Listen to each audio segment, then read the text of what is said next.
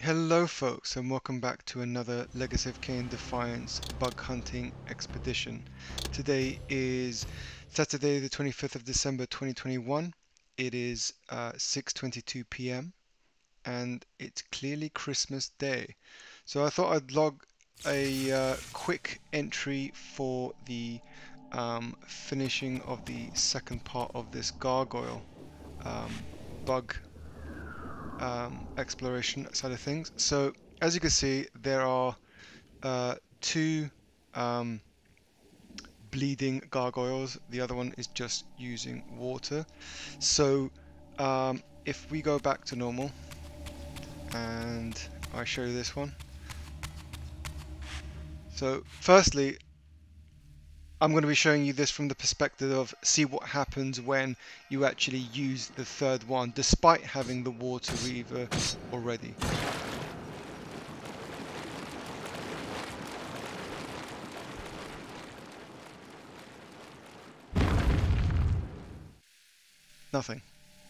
Nothing spectacular at all.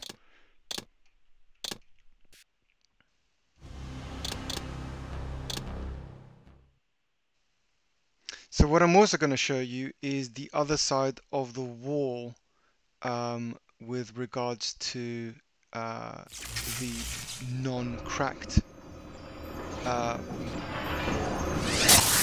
access to the pipe where the three pillars were. So I'm going to take you there. Unfortunately, it's a very long-winded road to get there, but hopefully we should be able to take a quick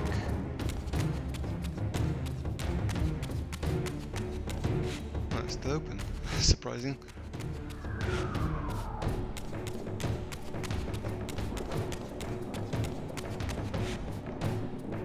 Oh yes, water. Spectral realm.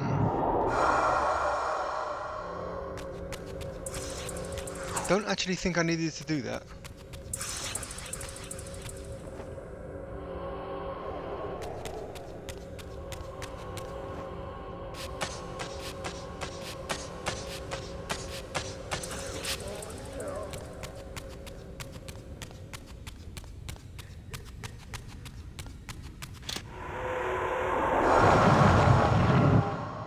Suppose it's better than swimming.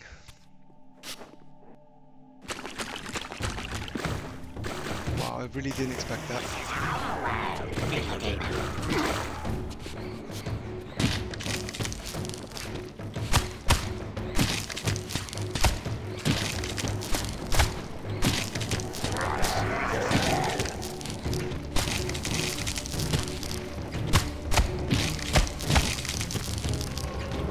That's all I wanted.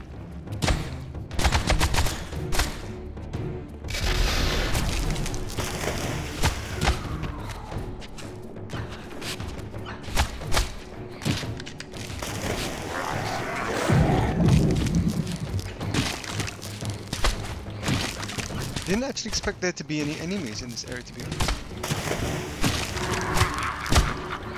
Thing is, you can't actually get to the next area without killing them first because of the deliberate barricade they put so that you can't actually pass until you kill everyone.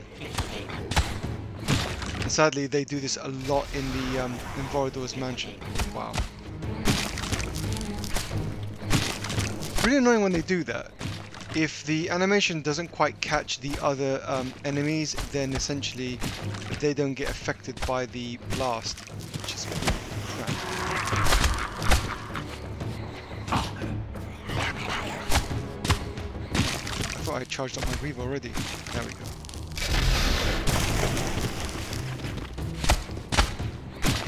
Sadly, it doesn't make that much of a difference when it comes to killing the enemies, or at least you'd like to hope causing as much damage as possible.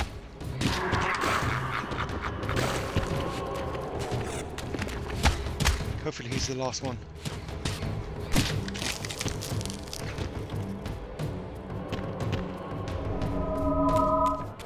Finally.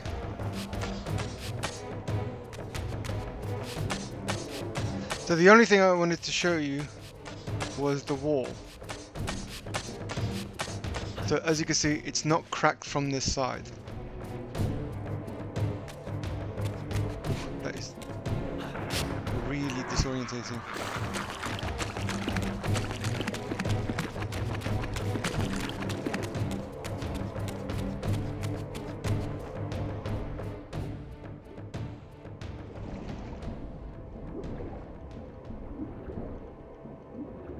To be honest, I actually preferred this swimming mechanism in Tomb Raider. It was far better.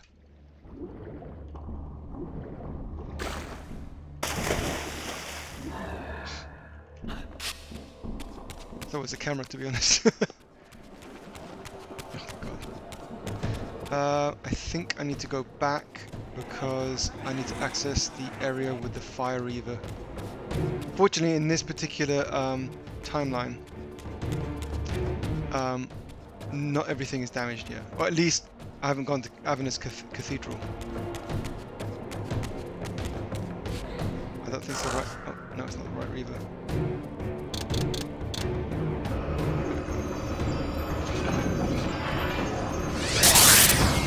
I think they deliberately made this obscure so that you... that cutscene is automatic because you can't actually change reavers during that point.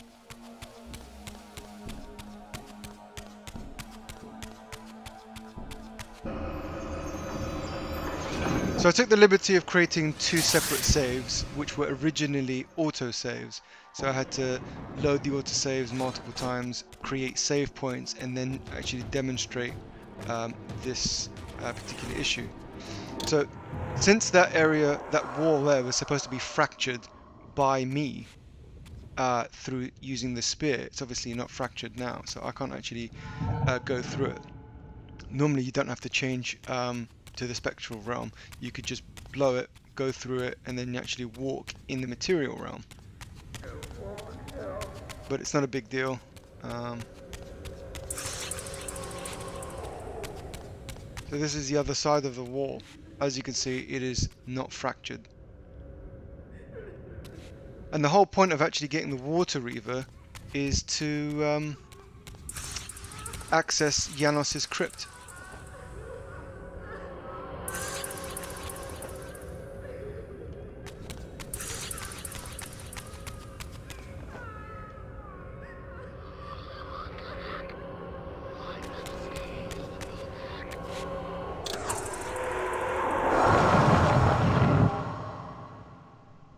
So you're supposed to light all of these, I don't know what you would call them, torches, I suppose. You're supposed to light them all at the same time, and then you're supposed to use the water reaver to extinguish them one at a time.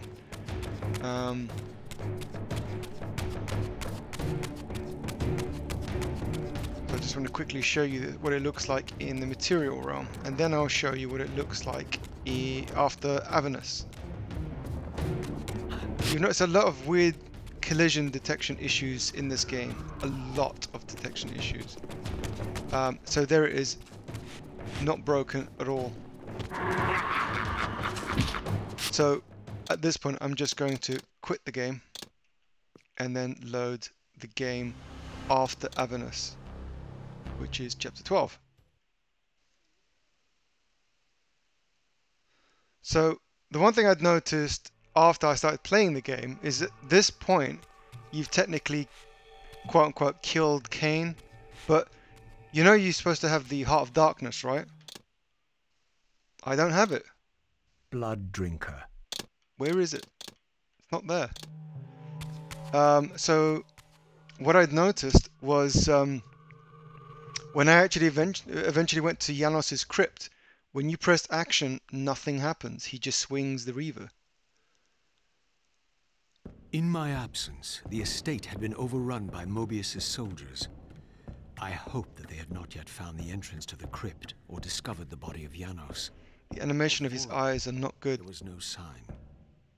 They're constantly Raziel, big, small, big, small, big, small. Conquering hero.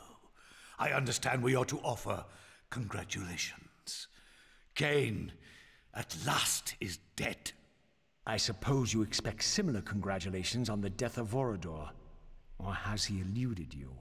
We have him, but not without a considerable price in blood.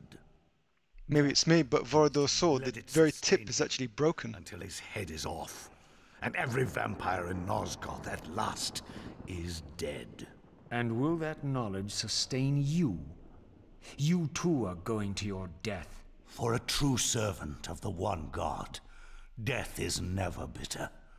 I will go, again at peace with the knowledge that I have played my small part in our master's plans.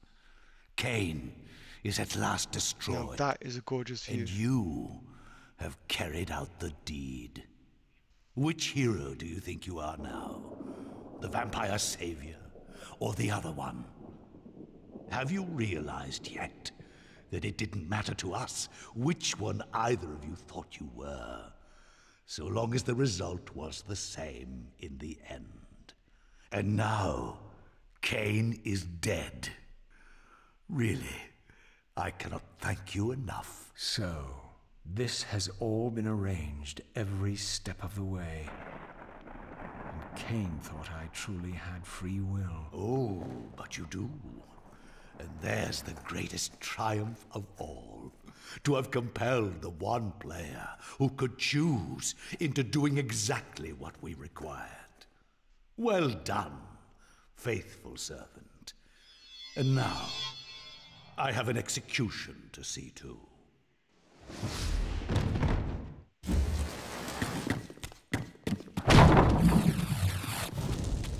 Not hanging around.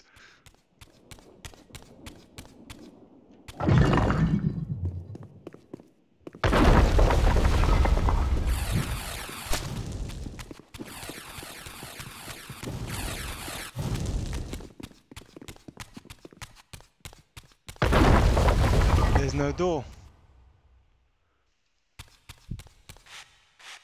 Would you notice? All three gargoyles have had their piercings, their spears put through them. But would you notice? That spear there. That's the blood drinker. Blood drinker. And yet it's used. So if I come to use it now, oops, that's all he does. And the weird thing is, right, is there's that collision detection there.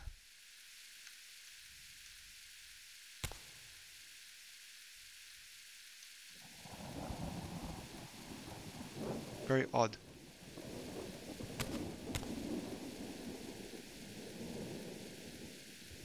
Literally floating in midair. No idea why, no idea how. So yeah, that's pretty much it. I'll go downstairs, but there's nothing else to see really.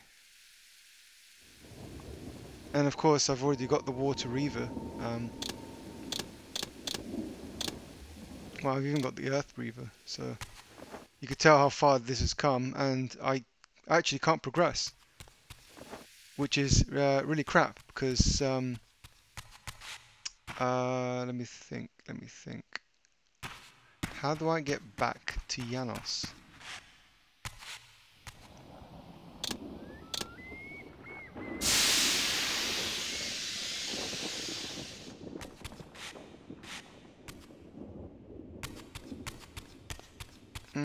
I think you'll have to go down, because the other side is actually blown up.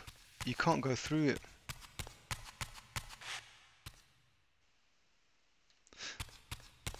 Actually, did I not come from that way?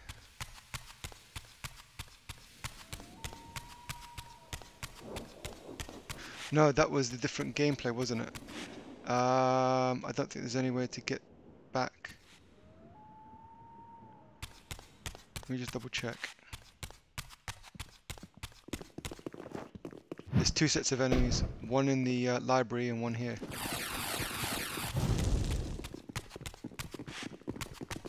That's the right way. Sometimes when the camera flips so many times, you can't tell actually where. Oh, it is the right way. Now I don't remember if the door's been blocked off or not. Yes, it is. So you have to take the long way around, and you can't go back to Avernus Cathedral either.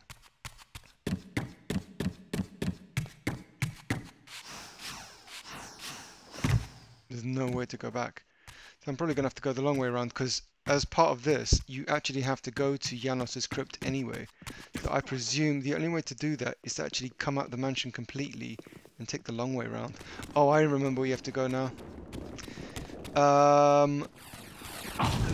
So this is a kind of side quest to showing you the spear. There's no, oh god. I was hoping that we wouldn't have to do this. What I'm a bit confused about is this no music whatsoever. Usually there would be some battle music. Nothing.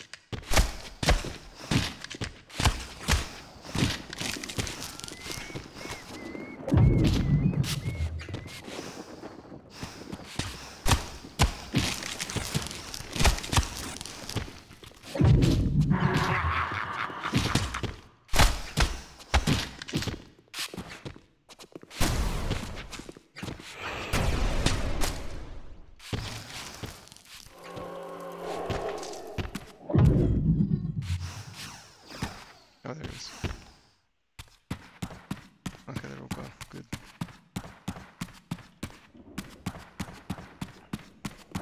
Yeah, not fighting them. I've noticed that if you skip cinematics, you actually break the game in ways that you can't expect. I'll give you an example, right? Let's skip that. One of the things you have to do from here, so I'll do it standing here, okay, is use a telekinetic blast to break this bad boy. Or is it this one? No, it is this one. It's just further down. Okay, that's really crap. That didn't do that before. Maybe I'm not close enough. There we go. Notice he's auto-moved. I skip. Look at that. And you get weird bugs like that.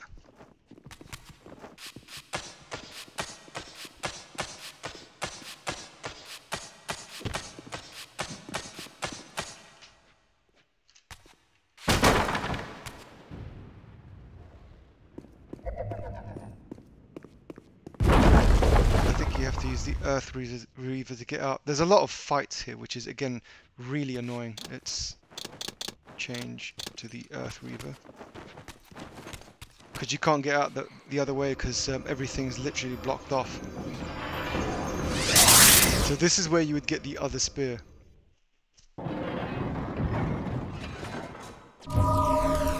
Probably one of the worst ones actually. You need to use the Dark Reaver in this particular room. As you can see from all the lit areas by that statue, that indicates that you have to use the Dark Reaver. Actually, I'm going to need that.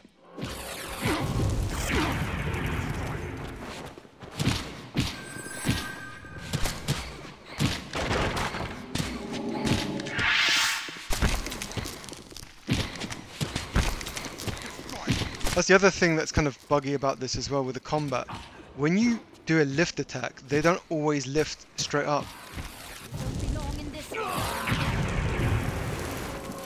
If you're attacking them near a wall or near a podium or a pillar or something like that.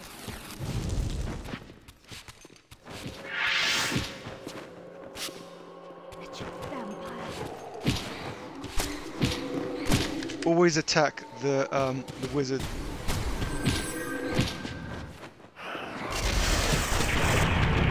Otherwise they empower the other ones and make it far more difficult to actually kill everyone.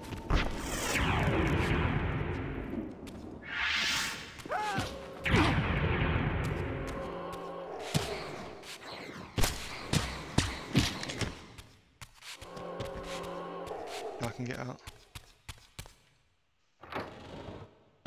And you'll have to fight some more heal than here. I mean, they really don't make this easy at all.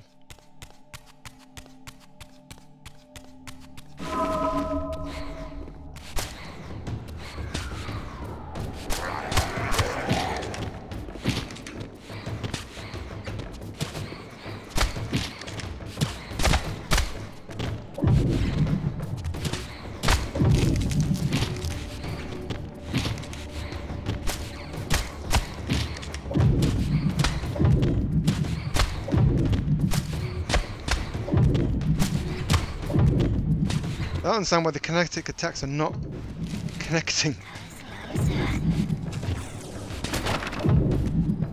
Supposed to set him alight.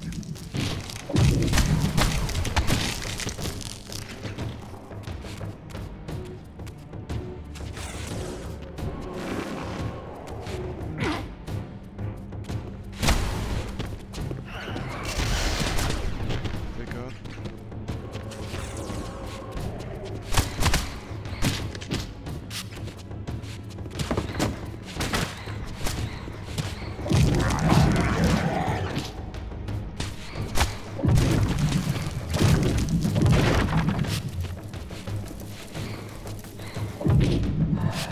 So annoying.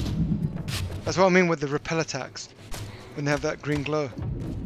You could do it if they're airborne, but most of the other times it just doesn't work. He's dead now. I can just walk off. Get out of this place. It gets far more awkward as well. So normally you would get out from here. And then you would essentially jump down, although I think from here there is a... Is it this one? I think it's this one. So to make Raziel walk on the PC you have to use sneak, otherwise what inevitably... Yeah, you can't do it. What inevitably happens is he doesn't move gracefully. He's very short, he's very quick and abrupt, which is annoying. So unlike an analog stick where it's very sensitive, I'm gonna attack them. So there's one thing I wanted to kind of make a point about, right? So one of the reasons you have to do that, and I'm not sure if you can tell, that pillar is actually slightly angular towards, so if you're looking from sort of this side, that's actually tilted about maybe 20-25 degrees, something like that. And that's because normally you can't actually jump from pillar to pillar. From here to the pillar in front of me. So the reason I need to get over there is because of that bad boy. Now that hasn't turned red, but it will when I get there. Because it performs an animation.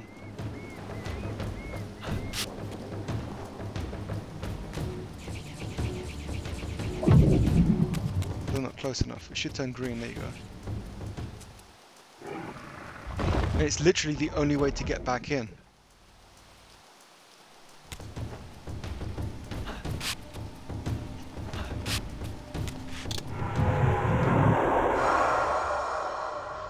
I hate this part because you got those dirty crabs at the bottom.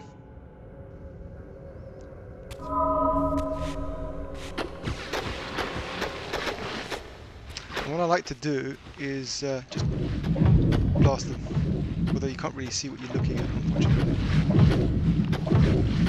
Not even hitting them.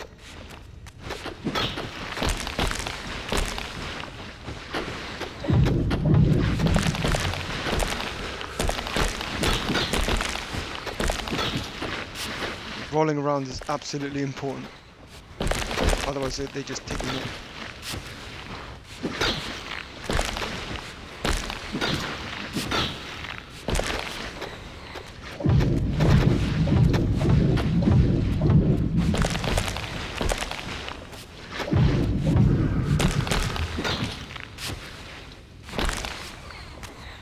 Fortunately, they die pretty easily.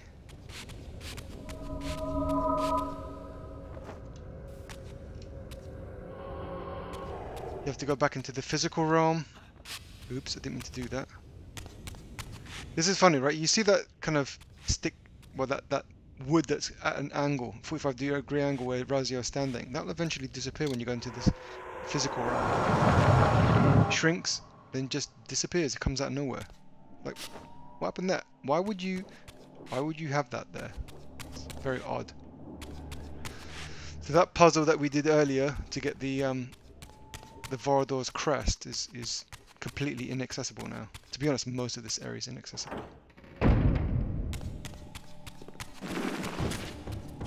And now all of a sudden, that doorway is closed to the spear. That's closed off, so the only way to go is down here. And to avoid swimming, you can just change to the Earth Reaver, which means you can actually do things like telekinetic bath, which is what this was supposed to be for.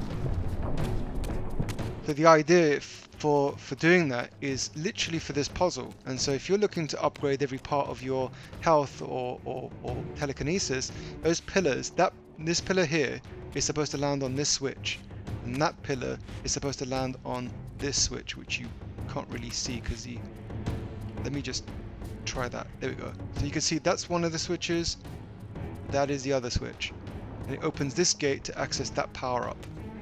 I'm not going to do that. I like the kind of zero gravity look, so what I'm going to do, I'm just going to jump, change reaver. There you go. Let's leave it on fire. So now, the reason I didn't show you the wall after Avernus is because the wall is actually no longer there. So I didn't realize this until much later, and I was like, yeah, I'll do a part 2 to this video, but there's no wall, so I couldn't show you. It's gone. So what I'll do, and here, this is actually locked off as well, so it's gone. So you literally have to, thanks for that. So I'm purely showing you what the bug is for Janos. This is not about the spear anymore. But one thing I will say is, notice that power up there where you're supposed to strike it several times so that you can actually light all these lanterns. Not there anymore, which I think is kind of odd. Don't see why they would get rid of it, but alas, they have. Ooh.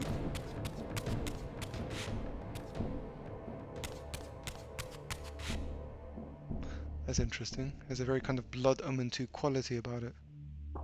Looks like a map though. Don't think I've ever really noticed that one there before. It's the only one that does have that design.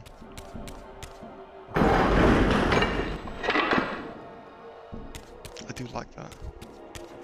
Good thing about this is you can actually fly all the way down.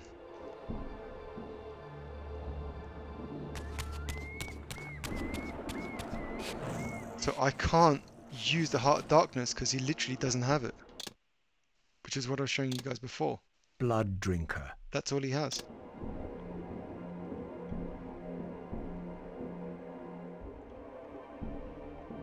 I can't resurrect them.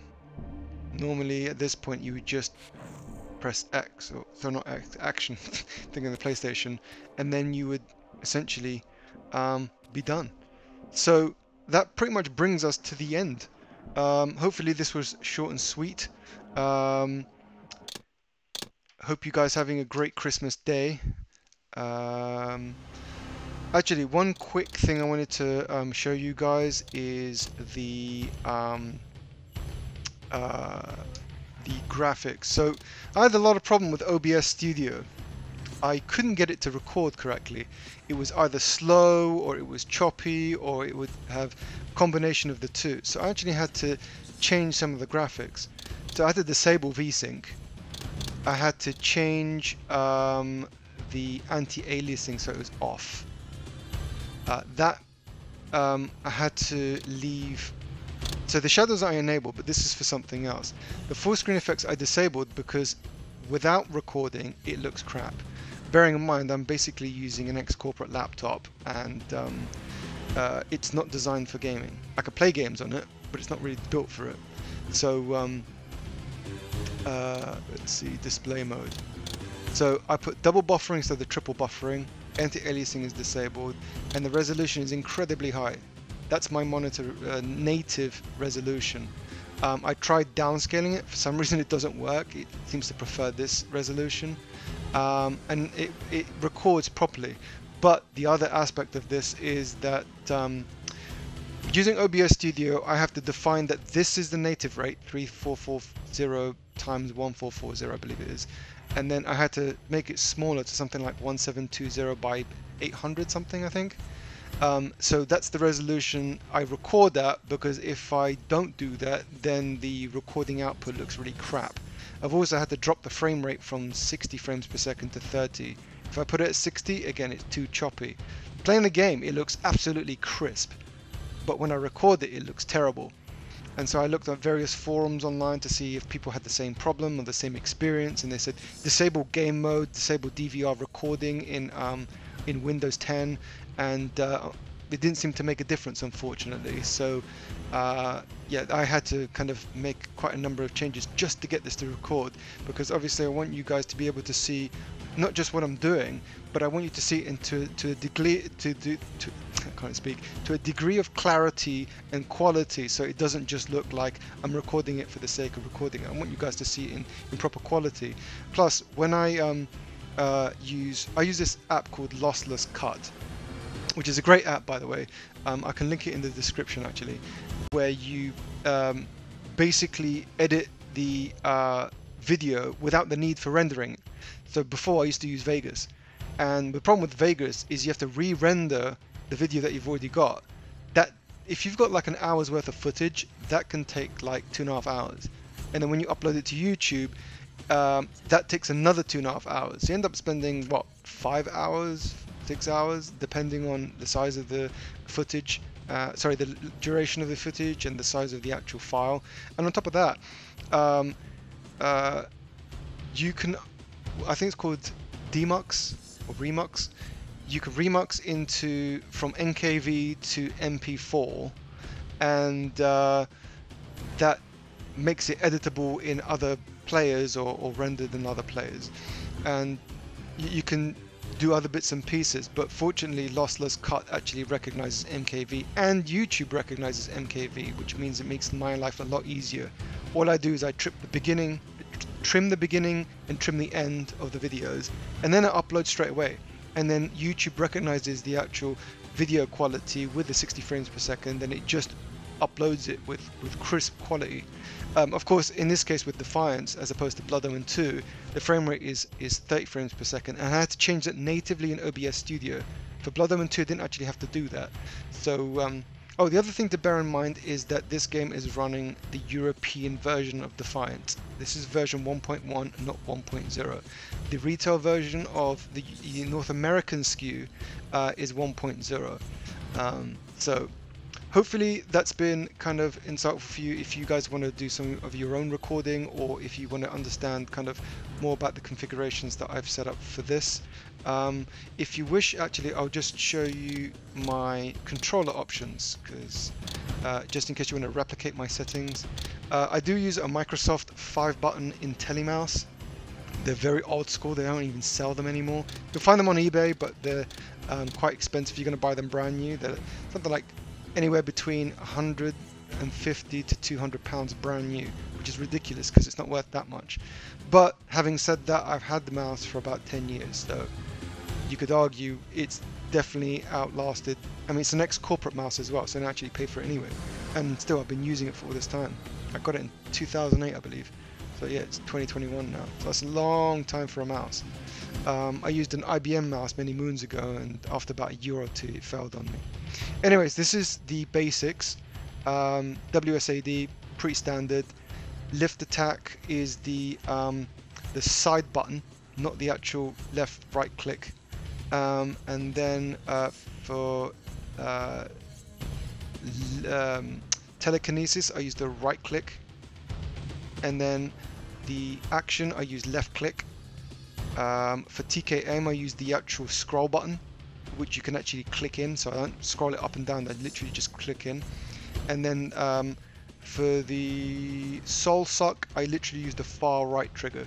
So you've got left trigger, which is the lift, and the right trigger, which is the soul suck.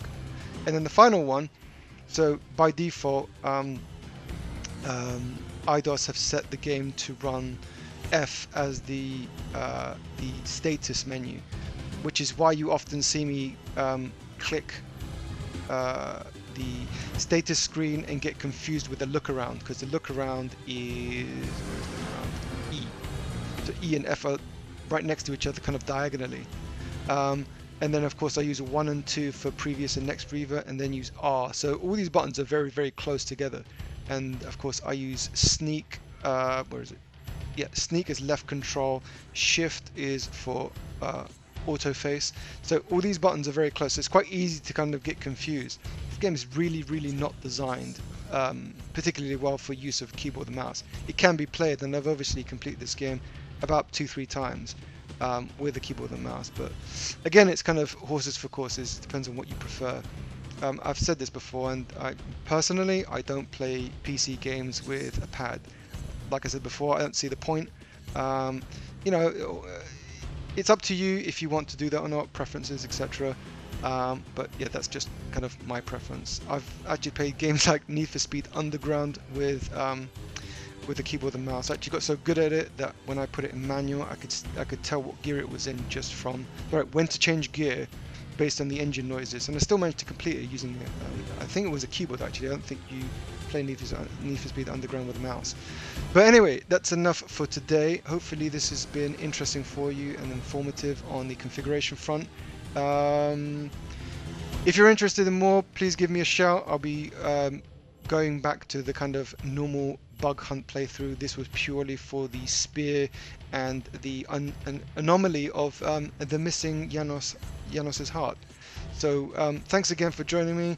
Have a great Christmas day. Have a great New Year's if we don't catch up sooner than that, and best of luck for 2022. Have a good one, guys. Thanks again for joining me. Take care. Cheers.